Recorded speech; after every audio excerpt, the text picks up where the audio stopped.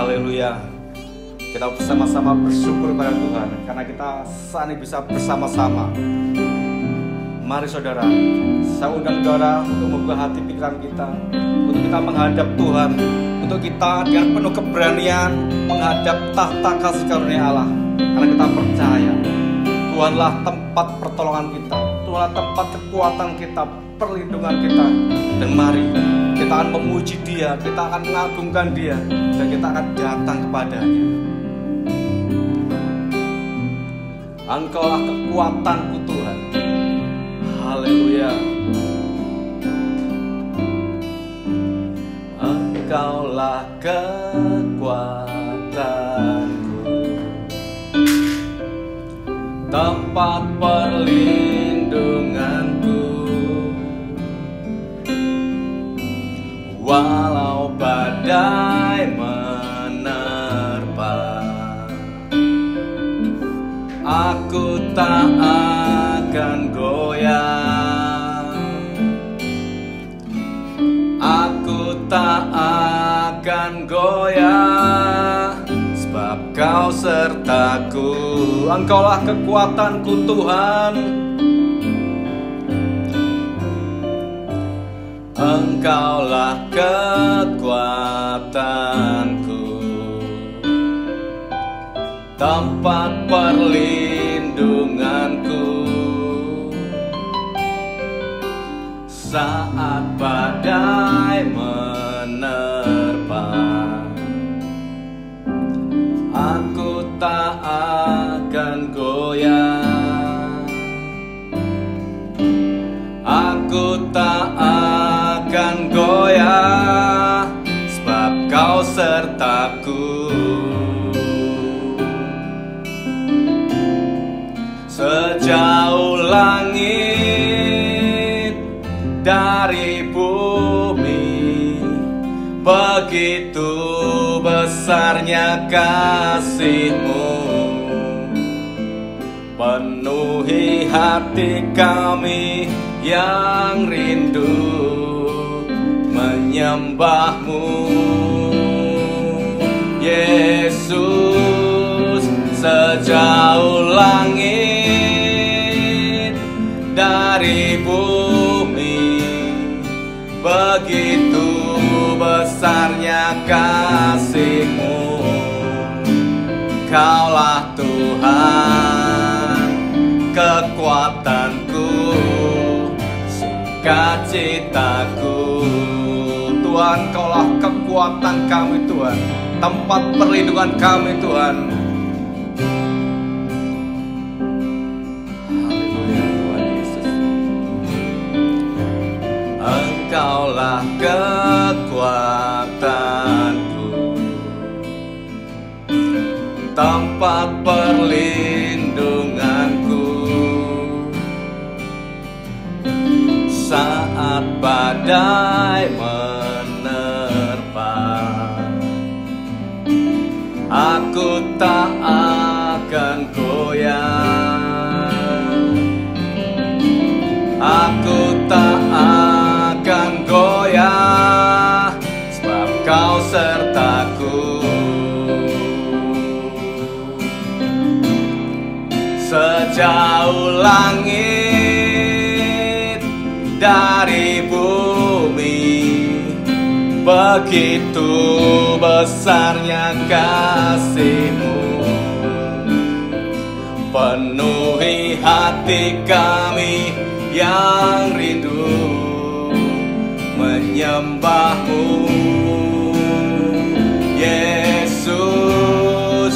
Sejauh langit dari bumi, begitu besarnya kasih-Mu. Kaulah Tuhan, kekuatanku, sukacitaku.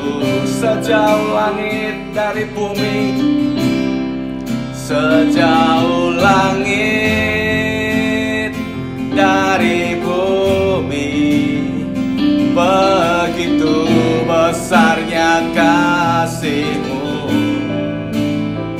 Penuhi di hati kami yang rindu menyembah-Mu. Yesus, sejauh langit dari bumi, begitu besarnya kasih-Mu. Kaulah Tuhan, kekuatanku, sukacitaku. Kaulah Tuhan, kekuatanku. Kaulah Tuhan, kekuatanku, sukacitaku. Kaulah Tuhan, kekuatanku. Kaulah Tuhan, kekuatanku, sukacitaku. Haleluya Tuhan. Mari jemaat Tuhan, kita datang kepada yang menyembah Dia. Haleluya Tuhan Yesus. Haleluya Tuhan, kami menyembah Engkau Tuhan. Kami memuja-Mu Tuhan. Engkaulah kekuatan kami Tuhan, tempat perlindungan kami Tuhan. Engkaulah kehidupan kami Tuhan Yesus. Kami memuji menyembah Engkau Tuhan. Haleluya, haleluya, kami menyembah-Mu. Haleluya, haleluya, haleluya. Kudus, kuduslah Engkau Tuhan. Kudus, kuduslah Engkau Tuhan Yesus. Haleluya Tuhan.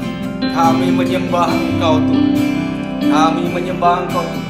Betapa Engkau sangat-sangat baik Tuhan. Pengorbanan-Mu, karya-Mu di kayu salib. Betapa kasih-Mu sungguh besar atas kami Tuhan. Terima kasih Tuhan. Terima kasih, kami bersyukur buat semua yang kami alami Tuhan. Kami percaya Tuhan, Kau selalu melihara kami Tuhan. Kau selalu melindungi kami Tuhan Yesus. Kau selalu menyertai kami Tuhan Yesus.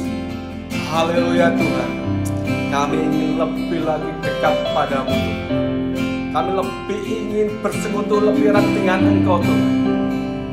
Kami percaya Tuhan, Engkaulah ketenangan kami Tuhan. Engkaulah ketenangan kami Tuhan Yesus. Engkaulah damai sejahtera kami, sukacita kami Tuhan. Hanya dekat padamu Tuhan. Haleluya Tuhan Yesus. Mari jemaat Tuhan, kita memuji Dia. Kita ungkapkan isi hati kita. Kita ingin lebih dekat bersekutu kepadanya. Haleluya Tuhan Yesus. Haleluya Tuhan. Haleluya Tuhan Yesus.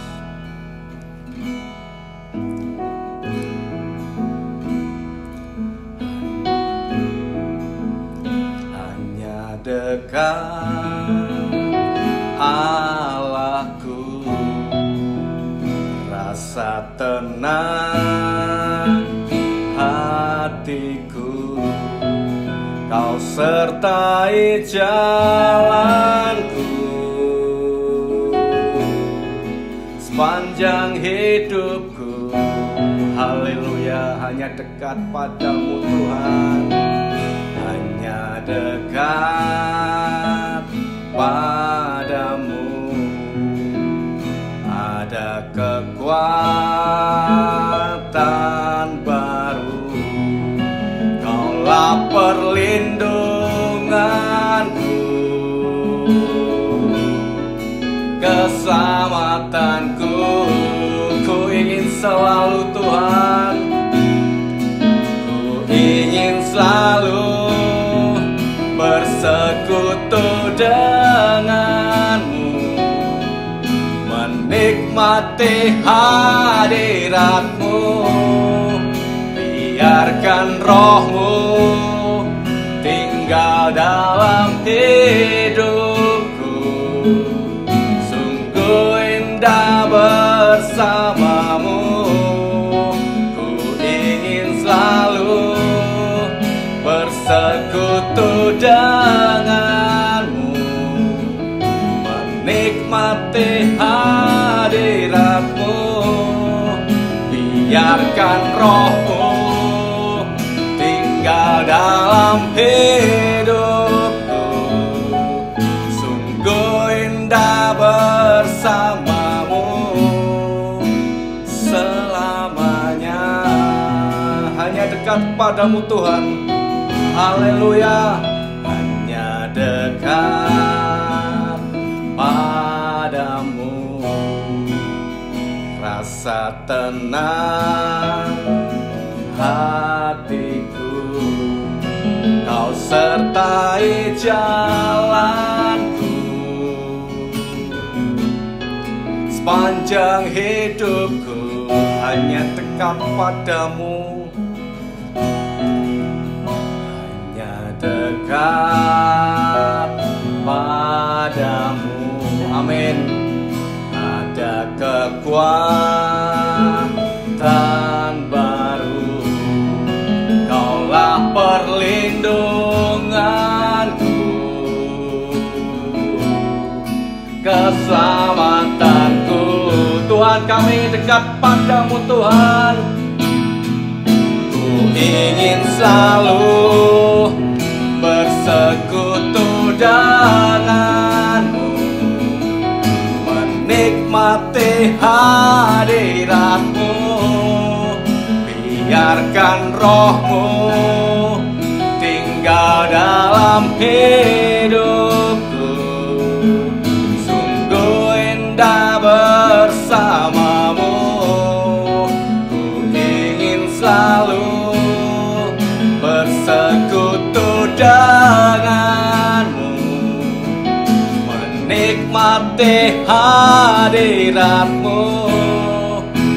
Biarkan rohmu tinggal dalam hidupku, sungguh indah bersamamu, sungguh indah bersamamu, sungguh indah bersamamu selamanya. Haleluya Tuhan Yesus, Kau sungguh sangat indah Tuhan. Oh, keindahan kami Tuhan, Engkaulah kekuatan kami, sukacita kami, damai sejahtera kami Tuhan.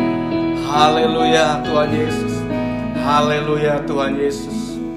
Kami bersyukur Tuhan buat hari ini. Terima kasih Tuhan Yesus, terima kasih. Haleluya.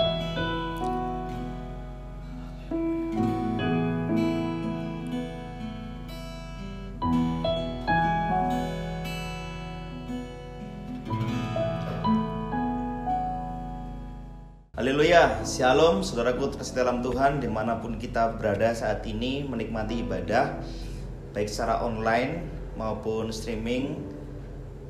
Kiranya pujian penyembahan dapat menguatkan kita untuk kita dapat menikmati hadirat Tuhan melalui pujian penyembahan. Tiba saatnya kita akan mendengarkan dan sama-sama belajar mengenai firman Tuhan pada hari ini, masih tentang kebangkitan Kristus. Judul firman Tuhan saya memberikannya yaitu kebangkitannya tidak akan pernah sia-sia. Pembacaan nats di 1 Korintus 15 ayat 12 sampai dengan ayat yang ke-34. Mungkin Bapak Ibu Saudara bisa baca di rumah mengenai kebangkitan kita yang sebelum perikopnya menceritakan tentang kebangkitan Kristus. Ada apa dengan kebangkitan Kristus dan ada apa dengan kebangkitan manusia atau kita saat ini? Kenapa Yesus harus mengalami mati selama 3 hari dan dia harus bangkit hidup? Dan kenapa di 1 Korintus juga menyatakan mengenai kita pun akan mengalami kebangkitan yang sama seperti Kristus alami. Nah, Bapak Ibu Saudaraku dalam Tuhan, di 1 Korintus 15 ayat 12 sampai dengan ayat 34. Mungkin saat ini Bapak Ibu Saudara bisa sambil membacanya atau nanti selesai menikmati ibadah online ini Bapak Ibu Saudara bisa baca. Saya mungkin hanya mengambil perbagian. Pada ayat yang 19 sampai dengan ayat yang ke-20 saya coba bacakan. Jikalau kita hanya dalam hidup ini saja menaruh pengharapan pada Kristus. Ini menarik ya. Maka kita adalah orang-orang yang paling malang dari segala manusia. Dikatakan jika kita hanya mengerti perjalanan hidup Yesus Kristus, dikatakan kita ini mengalami kehidupan tapi seperti orang yang malang. Ayat 20, tetapi yang benar, nah ini ialah bahwa Kristus telah dibangkitkan dari antara orang mati sebagai yang sulung dari orang-orang yang telah meninggal. Ternyata kebangkitan Kristus menjadikan orang percaya keberuntungan, menjadikan kita tidak seperti orang malang. Ternyata banyak orang yang hanya ingin berkat Yesus, hanya ingin khotbah tentang 5 roti dan 2 ikan, hanya ingin mendengar khotbah tentang mukjizat. Terlebih yang paling penting ada hal, yaitu kebangkitan. Kebangkitan Kristus menjadikan orang-orang atau jemaat Korintus saat itu menjadi suatu hal yang harus dipahami secara benar. Banyak orang, dan di sini kita lihat terutama Paulus Rasul kembali meyakinkan bahwa melalui Kristus ada kehidupan yang akan datang. Nah, ini spesial Bapak Ibu Saudara. Kita hidup di dunia saat ini nggak pernah tahu 70 tahun ke atas, pemazmur katakan itu pun bonus. Ternyata yang paling inti, waktu Yesus telah bangkit menjadi yang sulung, itu kita akan mengalami hal yang sama nanti kelaknya. Nah, fokus mengenai kuasa kebangkitan. Banyak orang percaya menjadi putus asa karena dia tidak bersyukur bahwa melalui kebangkitan Yesus masih ada kehidupan setelah masa di dunia ini. Banyak orang merasakan putus asa, kekecewaan yang luar biasa, bahkan maaf kata harus mengakhiri hidupnya karena dia beranggapan menyelesaikan hidup dengan cara yang tidak Tuhan kehendaki itu menyelesaikan masalah. Sebenarnya tidak. Melalui kebangkitan ini kita diberitahu bahwa ada kehidupan kelak saat kita mengalami atau kita sudah menyelesaikan hidup kita di dunia ini. Mungkin banyak orang percaya atau dikatakan mudah percaya mengatakan bahwa kebangkitan Kristus. Tetapi yang saat ini banyak iman tergoncang, itu banyak orang yang susah percaya tentang kuasa kebangkitan. Sekali lagi Bapak Ibu Saudara, banyak orang mudah percaya tentang kebangkitan Yesus Kristus. Tetapi untuk mengerti dan percaya tentang kuasa kebangkitan, banyak orang mulai tidak mengerti. Maka dari itu dalam 1 Korintus 15 ayat 1 baik sampai dengan ayat 34 diceritakan mengenai kebangkitan Kristus dan kebangkitan kita. Ada dua hal yang ditegaskan oleh Paulus. Karena banyak orang hanya percaya kebangkitan Kristus, tapi dia tidak mengalami kuasa kebangkitan Kristus melalui setiap diri manusia.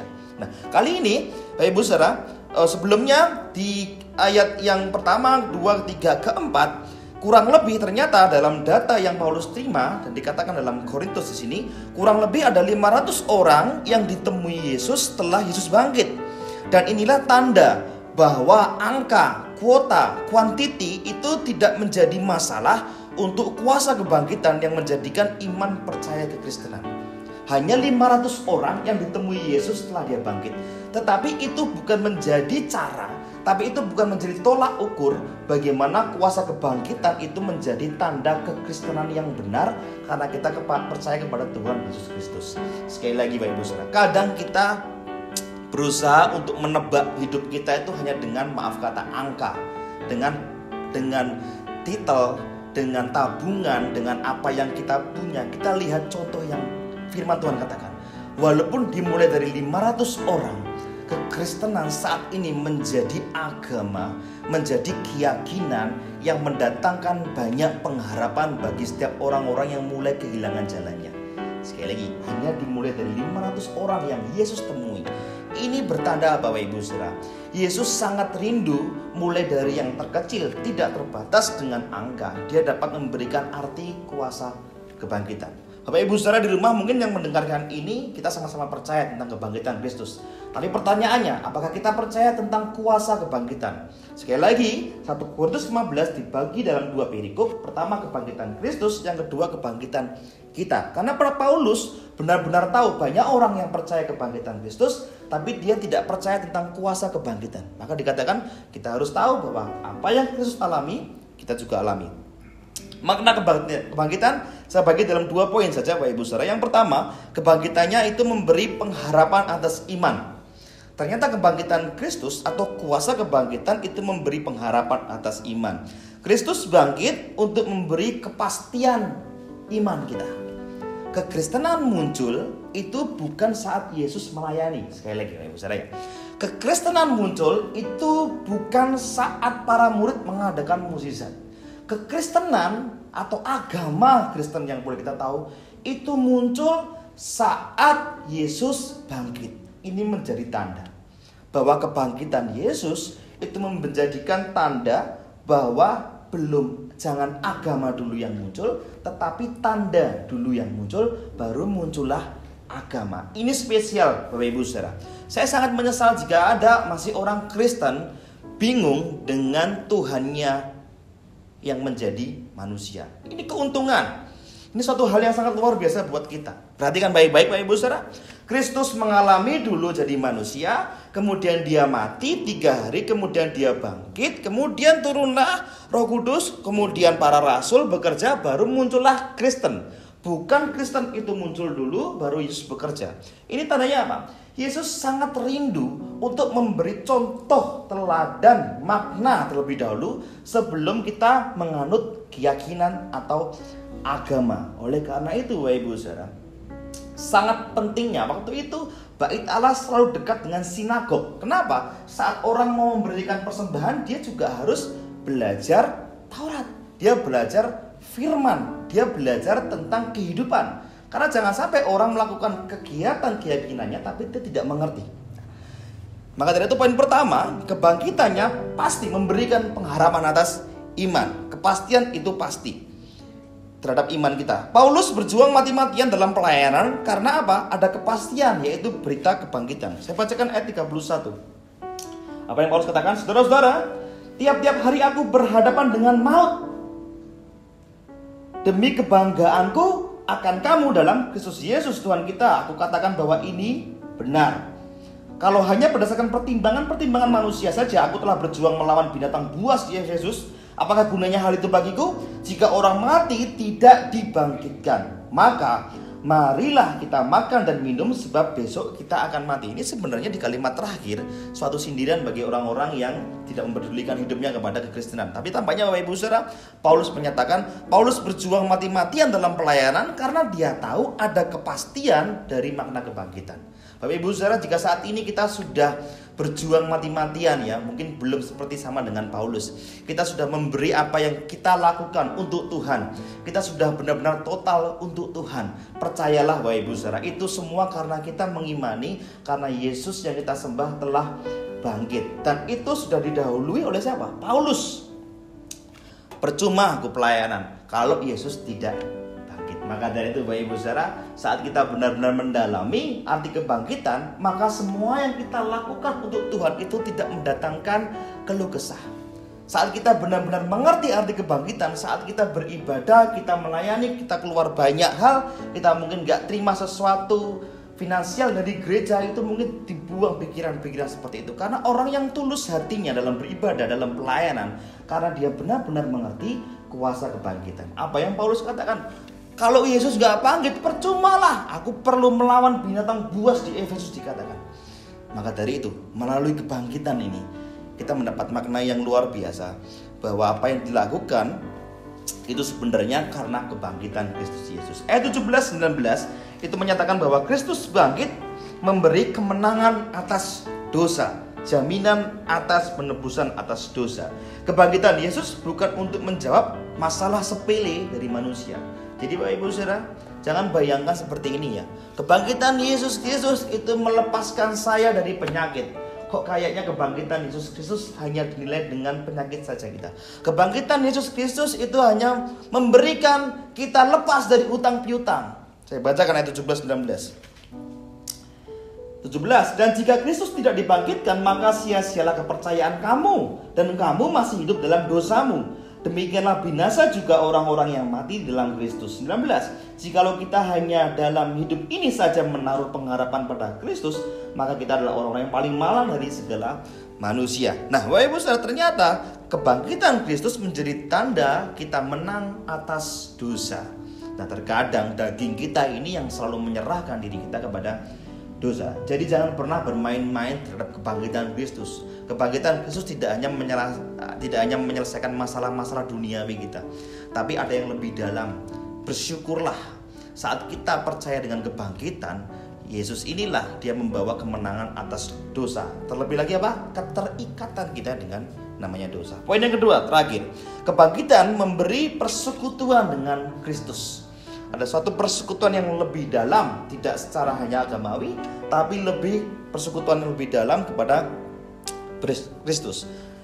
Pada ayat yang 22 sampai dengan ayat yang 23, karena sama seperti semua orang yang mati dalam persekutuan dengan Adam, demikian pula semua orang akan hidup kembali dalam persekutuan dengan Kristus. 23. Tetapi tiap-tiap orang menurut urutannya, Kristus sebagai ini buah sulung, dan sesudah itu mereka menjadi miliknya pada waktu kedatangannya. Kristus bangkit untuk hidup dalam diri orang percaya melalui siapa? Holy Spirit, Roh Kudus.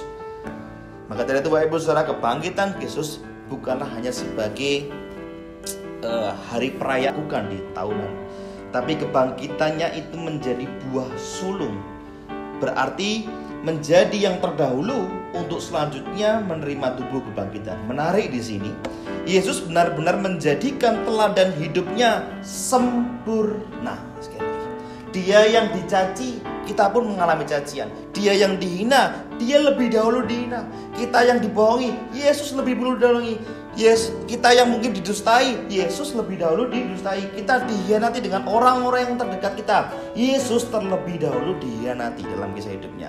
Dan saat itu, waktu Yesus mati dan Dia bangkit, Dia juga memberikan teladan yang sama. Sungguh hal ini menjadi kekuatan bagi kita, Bapak Ibu Saudara, jika Kristus yang boleh bangkit ini menjadi teladan hidup yang sempurna. Yesus yang kita sembah, yang kita puji selama ini, yang kita bawa dalam doa, Dialah Tuhan yang sangat sempurna, karena Dia memberikan teladan hidupnya benar-benar sempurna sampai pada kebangkitan Kristus.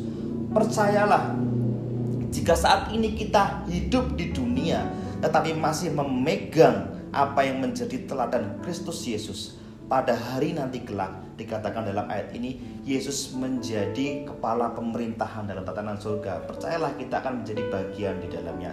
Jangan pernah mengeluh kenapa kita harus setia dengan Kristus pada sampai hari ini. Dan terakhir, kebangkitan Kristus menceritakan tentang masa depan yang kekal. Ada masa depan yang kekal menjadi jaminan dalam hidup kita. Dan biarkanlah firman Tuhan pada hari ini, Bapak Ibu Saudara, menguatkan kita semua. Kebangkitan Kristus itu memiliki kuasa yang besar. Jangan mau puas cukup percaya dengan Yesus yang bangkit, tetapi juga harus percaya dengan kuasa kebangkitan.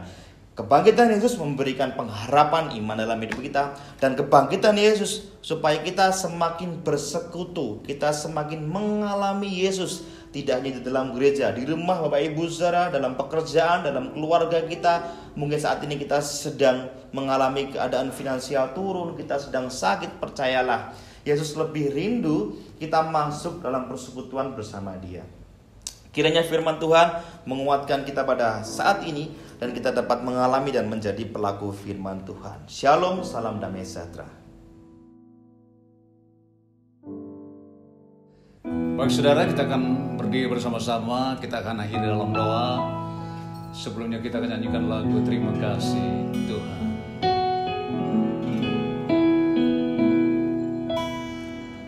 Terima kasih Tuhan untuk kasih setiamu yang ku alami dalam hidupku.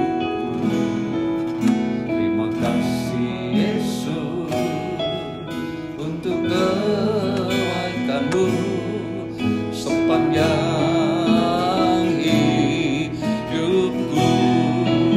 Terima kasih, terima kasih Yesusku, buat anugerah yang Kau beri buat hari ini.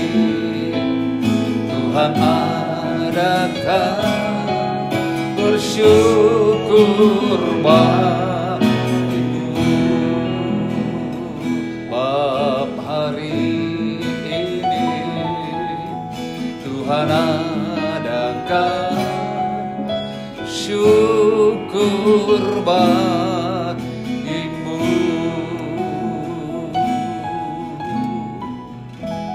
Masih dalam perayaan Paskah hari-hari ini tuh, bersyukur dan firman-Mu meyakinkan kami ada harapan, bahkan ada persekutuan yang indah, Kebangkitan-Mu sangat berarti bagi kami. Itu sebabnya kami mengucap syukur sebab Tuhan peduli dengan orang percaya. Kami mengucap syukur sebab Tuhan sangat baik dan tidak pernah berubah. Oleh sebab itu Tuhan, biarlah kuasa itu juga kembali mengingatkan bangsa ini untuk tetap bersyukur kepada Allah yang hidup. Engkau tidak pernah dikalahkan oleh kuburan, tetapi Engkau justru mengalahkannya. Demikian juga berita yang aktual hari-hari ini, berita corona yang melemahkan, bahkan juga yang membuat banyak orang susah, membuat banyak orang panik. Tetapi kami percaya Tuhan, biarlah suasana Paskah di hari-hari ini membuat umat Tuhan secara khusus, jemaat Elim dimanapun berada, untuk boleh hidup dekat dengan Tuhan, selalu bersyukur, selalu dekat, bahkan selalu memuji dan menyanjung Tuhan. Engkaulah segala-galanya ya Bapa. Engkau mengetahui keberadaan mereka semua dimanapun berada. Tuhan, Gembala Agung yang Maha Hadir, yang dapat menguatkan dan menolong dalam segala sesuatunya. Kami sisipkan doa syafaat buat bangsa negara kami hari-hari ini. Mari Tuhan, biar Engkau memberikan kekuatan, memberikan hikmat akal budi bagi pemimpin bangsa kami, Bapak Presiden dan Wakil dan Kabinet Indonesia Maju. Dan juga kami berdoa, para dokter, para perawat, ahli medis yang menangani yang terkena positif corona, hibur, kuatkan mereka, lindungi mereka Bapa. Kami mengasihi mereka. Merekalah garis depan bangsa ini yang telah korban untuk menangani pasien-pasien yang ada hari-hari ini. Secara khusus hamba berdoa buat seluruh jemaat Elim, tutup bungkus di dalam darah Tuhan, sehingga mereka tidak akan gampang terpengaruh, tidak akan kena dihinggapi virus corona. Tetapi jemaat Tuhan akan tetap bersuka cita, berharap bahwa Tuhanlah jawaban dalam segala sesuatunya. Ajaib Engkau Bapa, ketika mereka melakukan ucapan syukur, baik tetap dekat dengan Tuhan, korban-korban mereka, kepedulian mereka, biarlah Tuhan memberkati rumah tangga, memberkati usaha, pekerjaan, bahkan juga Tuhan studi anak-anak kami walaupun online, mereka yang merantau jauh dari luar pulau, masih tetap berada di tempat di Jogja atau di rumah saja. Tuhan tolong mereka segala sesuatunya berjalan dengan baik untuk hormat kemuliaan nama-Mu ya Bapa. Kami menyerahkan semua dalam tangan Tuhan. Terima kasih Tuhan, dalam kesempatan hari ini kami berdoa buat keluarga besar yang ditinggal oleh almarhum Bapak Tirto Swanto yang Tuhan telah panggil. Biarlah upacara pemakaman Tuhan berkati, sehingga istri, anak-anak, anak menantu dan seluruh cucu diberkati dan dikuatkan untuk berharap sepenuh kepadamu. Segala puji hanya bagi Tuhan. Terima kasih. Kami percaya dengan kuasa kebangkitan, yang sakit apapun disembuhkan, yang lemah dikuatkan, yang susah terhibur. Ada harapan-harapan pasti bagi semua umat-Mu yang percaya Tuhan. Kami menyerahkan semua dalam tangan Tuhan. Terima kasih. Saudaraku dimanapun Anda berada, terimalah berkat Tuhan pada hari ini. Turunlah berkat damai, kemenangan, kekuatan, dan kesehatan, kesuksesan. Menikmati terus berkat jasmani, berkat rohani melimpah dari Yesus oleh kasih-Nya. Persekutuan kuat kuasa Roh Kudus akan terus memimpin, menyertai mulai hari ini sampai Maranatha. Yesus segera datang kembali bagi gerejanya. Kami akhiri ibadah pada minggu ini dengan bersyukur di dalam nama Tuhan Yesus Kristus. Haleluya. Amin. Selamat siang saudara, shalom dan Tuhan memberkati dimanapun kita berada. Amin.